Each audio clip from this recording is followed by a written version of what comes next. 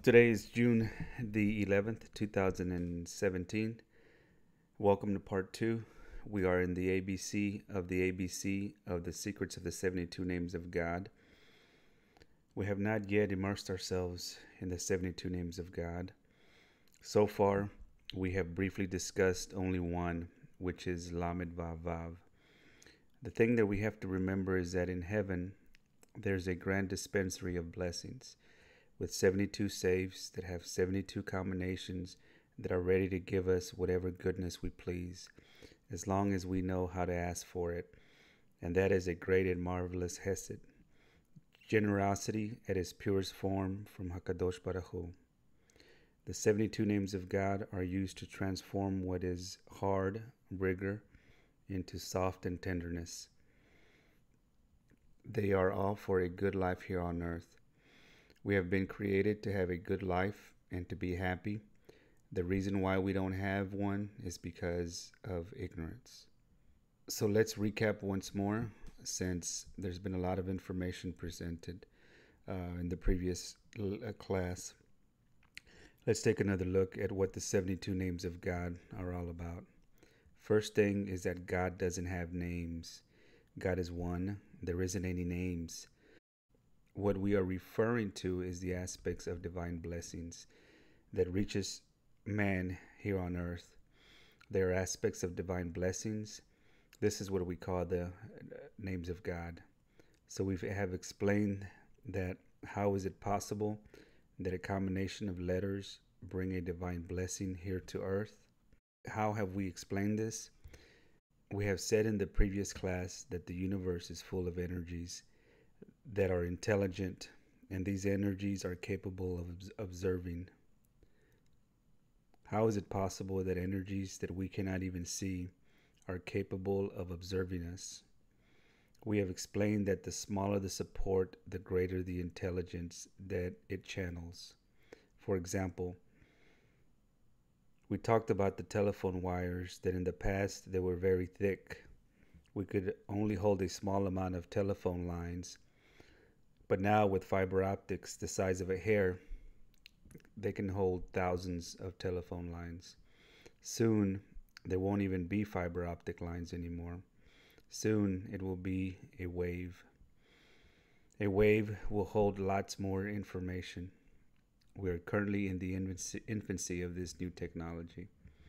So there are a lot of waves that come from the cosmos in a matter of automatic pilot. It's in the form of tikkun and automatic pilot. And how do they work? The universe is composed of souls that inhabit the planets. That is to say that the planets are living beings that have bodies and souls. These souls are what we call angels. And these angels are dedicated to reclaiming all of the thoughts of all men, of all of the generations. They compile a great database, and the basis of this, there are laws. These laws I call laws of the boomerang. That is to say that the emotions and acts that we emit to the universe are recorded in the universe, and these intelligent energies return them back to us with some reaction time, which can be a minute or it can be immediate, or with some time such as a week, a month, a year, a lifetime, or several generations. But what is for sure is that the wave is returned to us. How is the return time determined? The time is due to the matureness of the person who is receiving it. That is to say that a Sadiq is capable of ripping the concept of time. Why? Because he has ripped his nature. Time is tied to the body, which is to say that we have a body and a soul. Our body has to forcibly live with time and space. If there were no time and space, then there wouldn't be a body. But our soul is independent of time and space. So if the more you are attached to your body, the more the body is attached to time. But the more you pull away from the body, the more time disappears. A Zadik that dedicates himself to fasting, not to sleep, and to have only a few desires of the body, he is pulling himself away from the force of time and space. Therefore, his soul may have an immediate reaction to the laws of cause and effect. But a person that is very deep and anchored to the body or material things, for him or her, time exists, so therefore the boomerang effect is delayed. The material or the body is an instrument of the soul.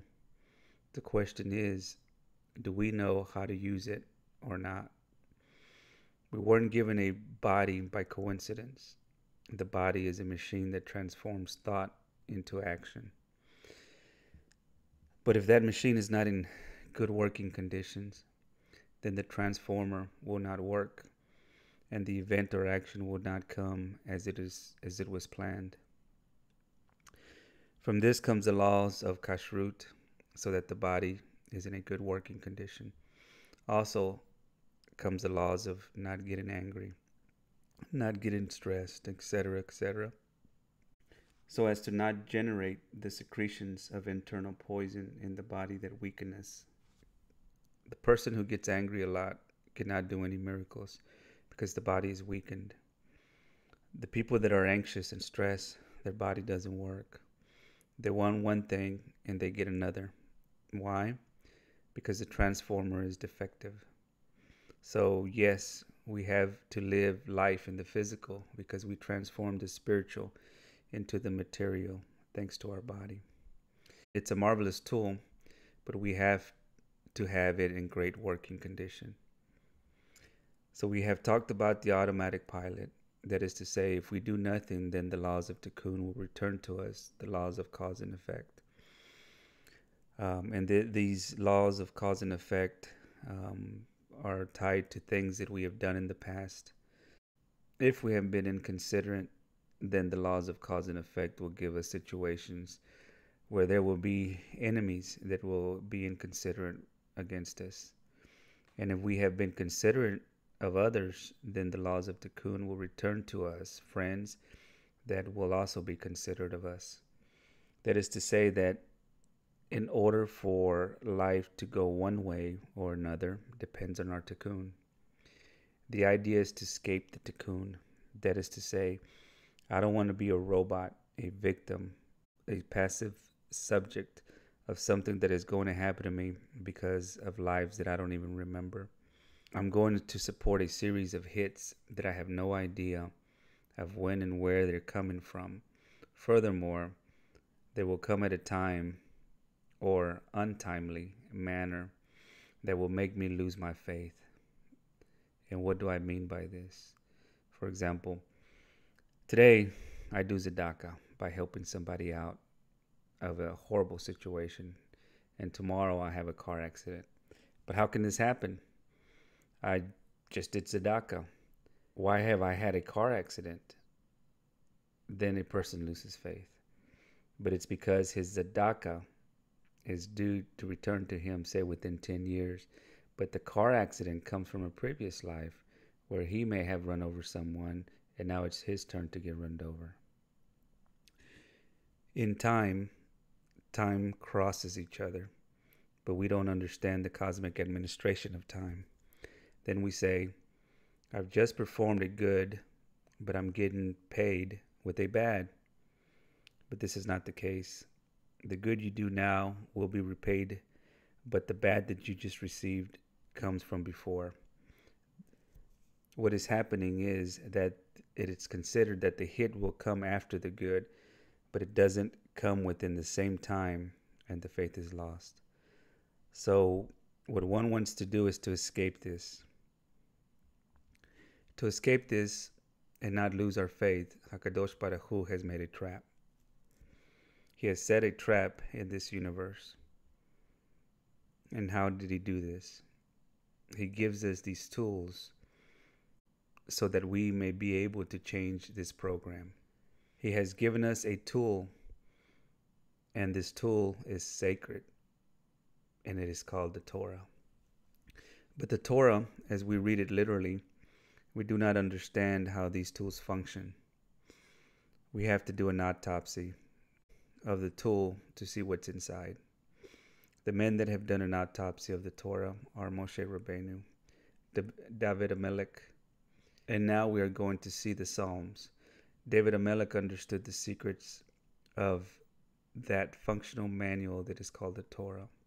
Why did God give us this functional manual? Because when he created man, the angels, which are the souls of the planets, they complained. They told God, "Do not create man." And God responded by saying, "I'm going to create man no matter what." Why? Because he's my master plan. Then the angels responded by saying that man will destroy your creation. Then God told the angels, "I will allow you to punish them to prevent them from destroying my creation." And from that comes the suffering of this world. And because God does not want us to suffer, Abraham Avinu had a conversation with the Holy One, blessed be He. And he tells God, "You want to be my friend?" And God answers, "Yes." "And you want me to be the father of a great nation?" And God says, "Yes." "Well, I have seen through prophecy that you will make my children suffer greatly, and suffering is not love. Because I see that they will construct a temple, and it will be destroyed. And they will construct another temple, and that one will be destroyed. I see inquisitions, I see persecutions, I see holocausts, I see horrible suffering. Is that what you want for your children?" This is what Abraham Avinu told the Holy One, blessed be He. And God said, "No, I'm going to give you the trick so that this doesn't happen. But I had no other choice, because otherwise the angels would not have let me create you." And Abraham responded, "What is the trick?" "I will send you this secret so that you can escape the law of Tikkun." And this in the Torah is called Ayin Mazal El Israel. Mazal has no influence over the destiny of the Jewish people. "I will put you above the astrological influences." And Abraham answers, "But how?"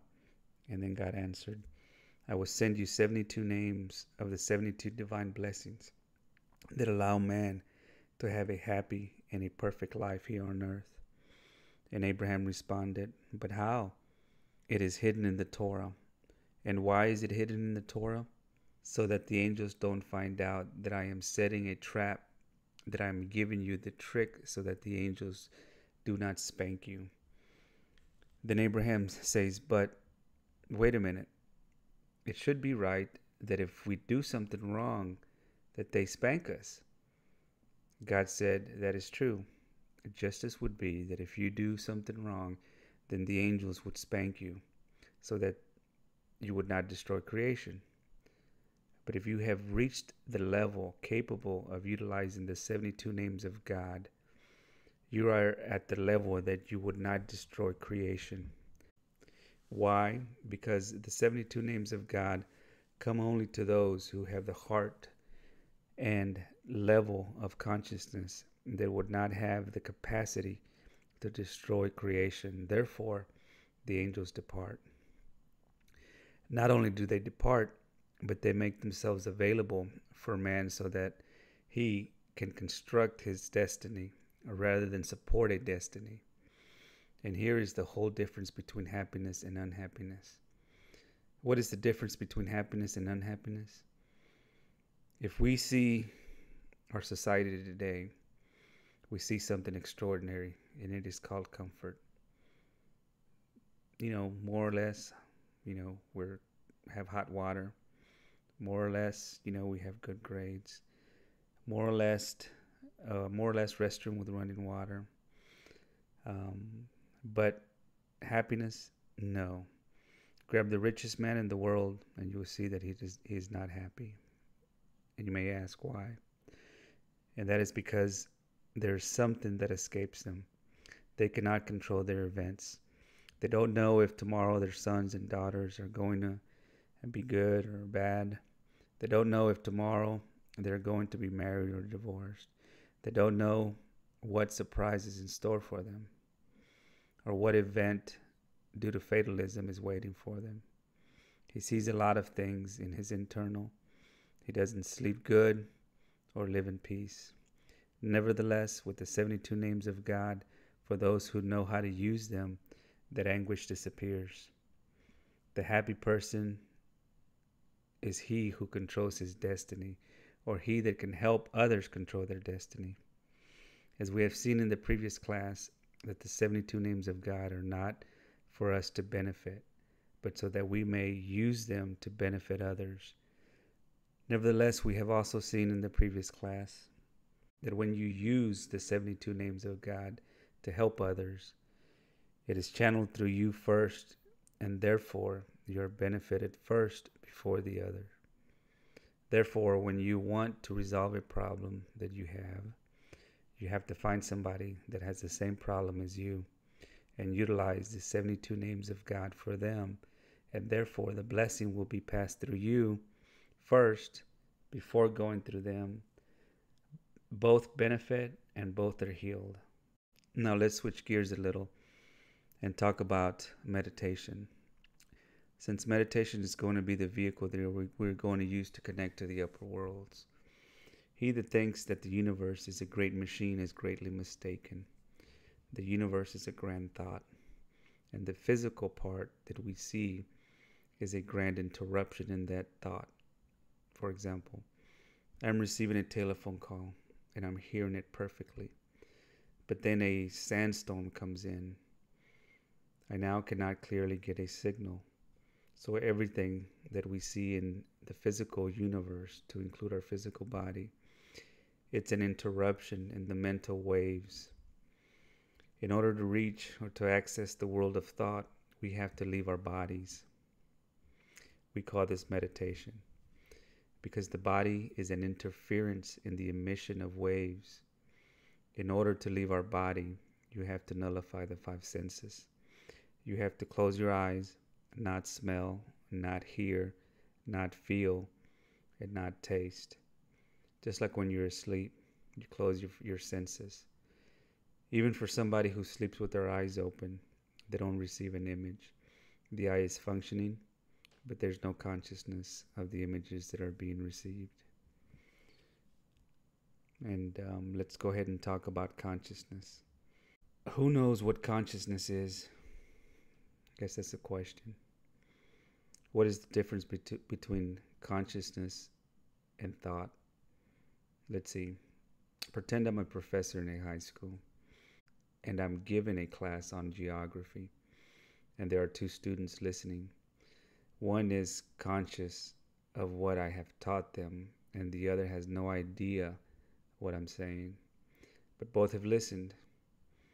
One has put the interest in the attention as to what I'm saying, as to gain consciousness of what is being taught. The other student is only listening to sounds, but he has not registered and has no consciousness of what is going on.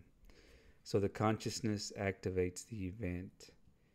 That is to say, if you do not have consciousness of an event that you are doing, it does not give results. For example, let's pick one of the 72 names of God, which is Mem. Let's try Mem Nun Kuf. Then I tell you, go ahead and meditate Mem Nun Kuf, and you start meditating Mem Nun Kuf, but you have no idea what it is used for, and you have no idea how to apply it, and you are meditating it. Now let's ask you, will it work? No, it will not work. Why? Because you have no consciousness of it. It will not function. Mem Nun Kuf serves to resolve conflicts in the upper world, in the world of Hesed. That is to say, if we are facing a great conflict and we don't know how to resolve it because it's very violent and very aggressive, we're going to elevate it so that it may be resolved in the spiritual world. In the spiritual world, events are softened greatly, and they are resolved in the upper world and not in the lower worlds. Just like Jacob did when he wrestled with the angel of Esau. so that the anger that Esau had against Jacob would soften. If you have a great conflict in your life, you will want to meditate Mem Nun Kuf. We can look for somebody that is in a great conflict so that with Mem Nun Kuf, I can help them. Now, if I utilize the name of God for my well-being, will it function? Will it function as if I help someone else find resolution to their conflict? Now, let's see. If I use a name of God for myself, will that function? And the answer is no, it will not function. And let me tell you why it won't function. Because the names of God are all Hesed, of generosity. Inside all of the 72 names of God are all the letters of the Hebrew alphabet except one, the letter Gimel. The letter Gimel is the initial of the word Gava. Gava is pride. That is to say that he that wants to utilize the names for their own prideful gain, it would not work because the Gimel is missing. Why prideful? Because when a miracle comes into people's lives, they are usually very proud of that miracle. There is a thing called the law of affinity. In order for me to get close to a superior intelligence, I have to have the same midot, which are the same qualities as them.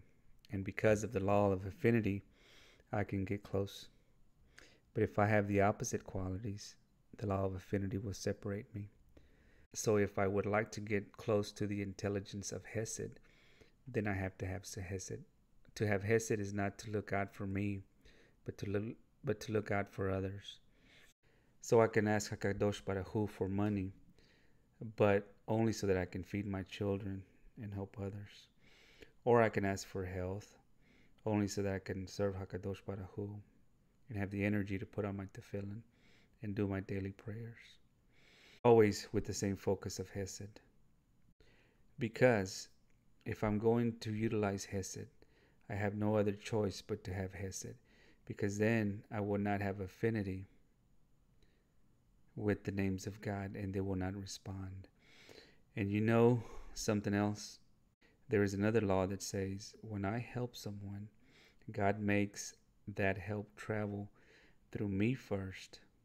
That is to say that if you have a cold and I have a cold, so I will ask God to take away your cold with Mem He Shin, which is the name of God that is used to cure sickness.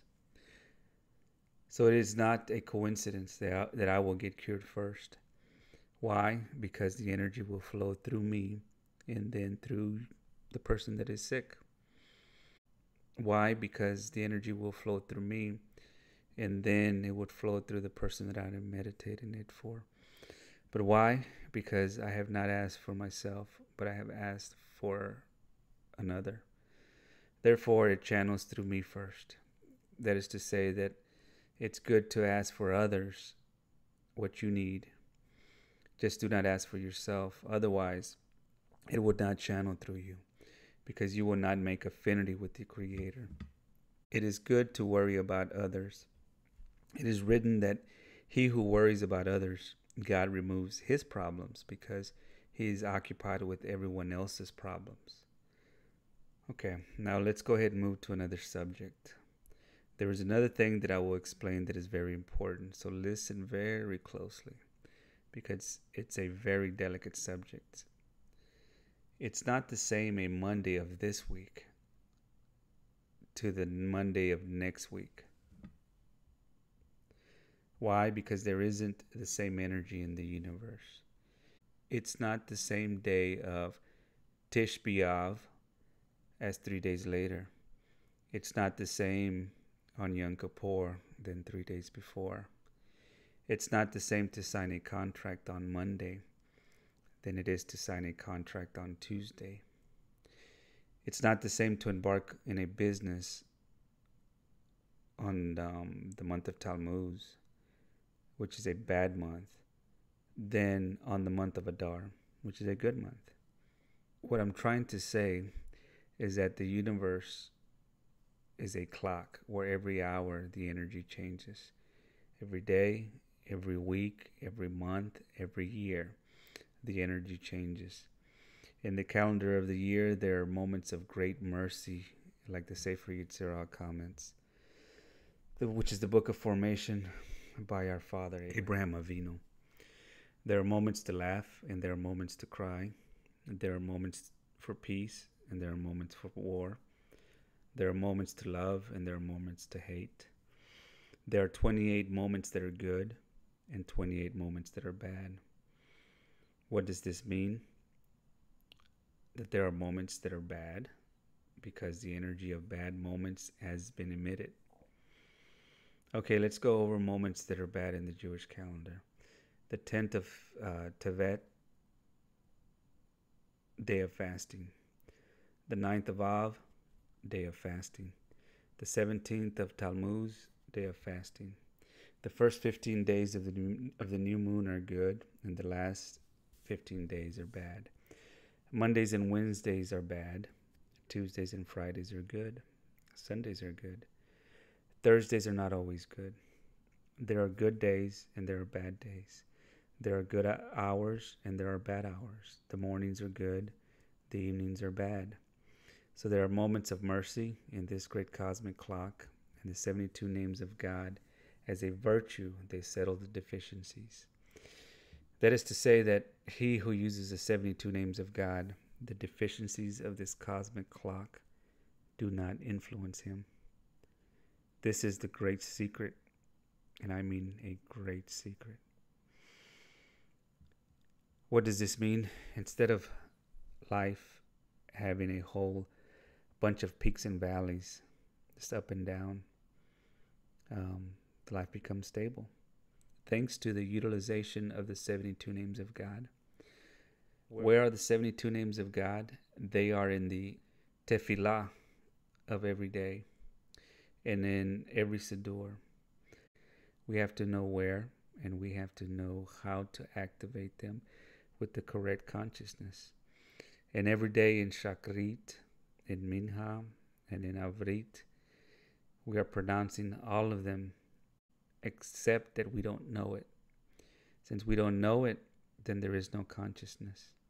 And without consciousness, there is no effect. And without effect, then there is no results. Then without results, we live in chaos.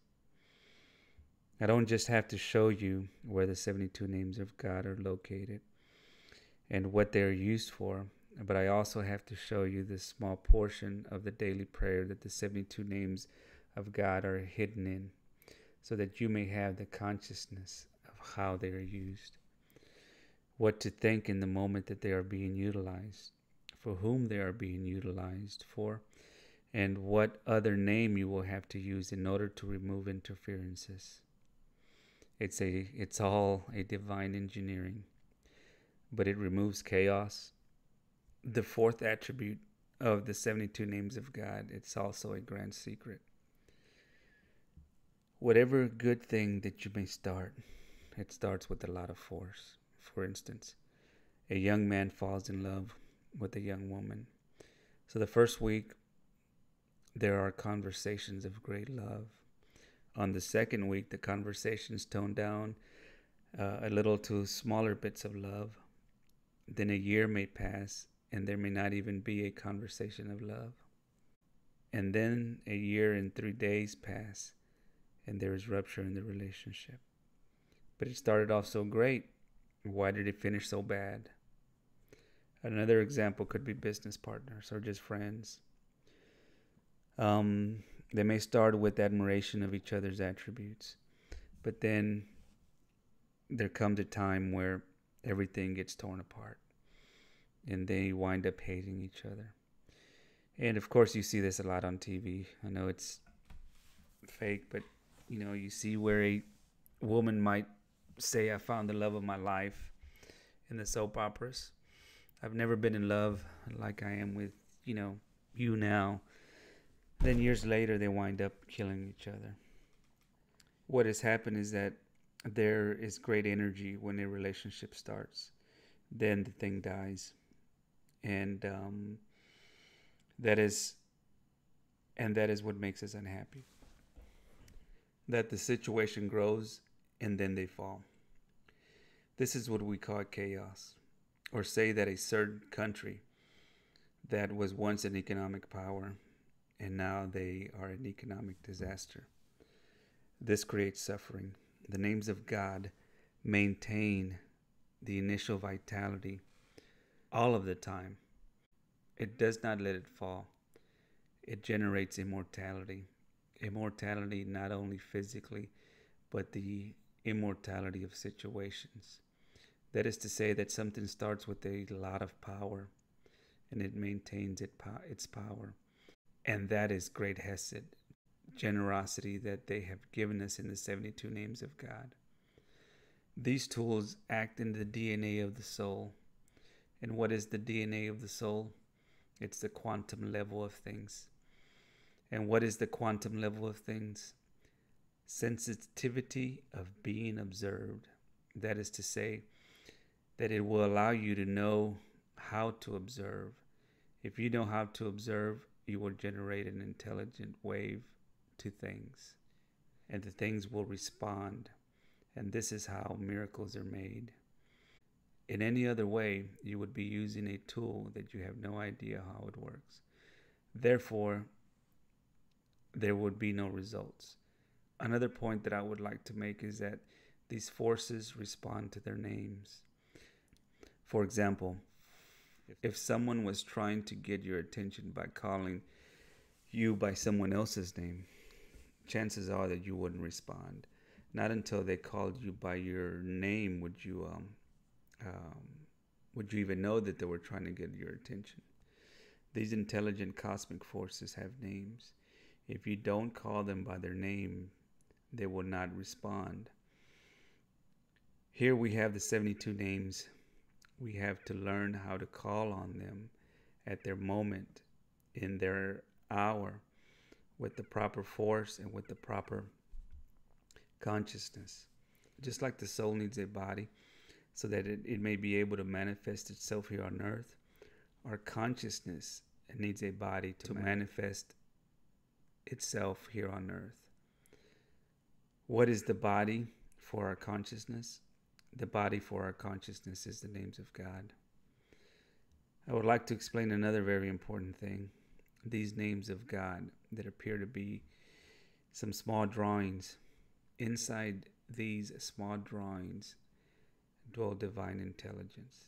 These divine intelligence do not get near to any person who it does not have affinity to. What I'm trying to say is that this class that we are doing today is because God felt that his intelligence has made affinity with your intelligence. If not, then you would have never seen the names of God. They would have never fallen into your hands. You would have never been listening to this class, to this shore. What I'm trying to say is that there is a thermostat of security. That if a person is not with the right qualities that God sees sufficient, then the names of God do not enter into their lives.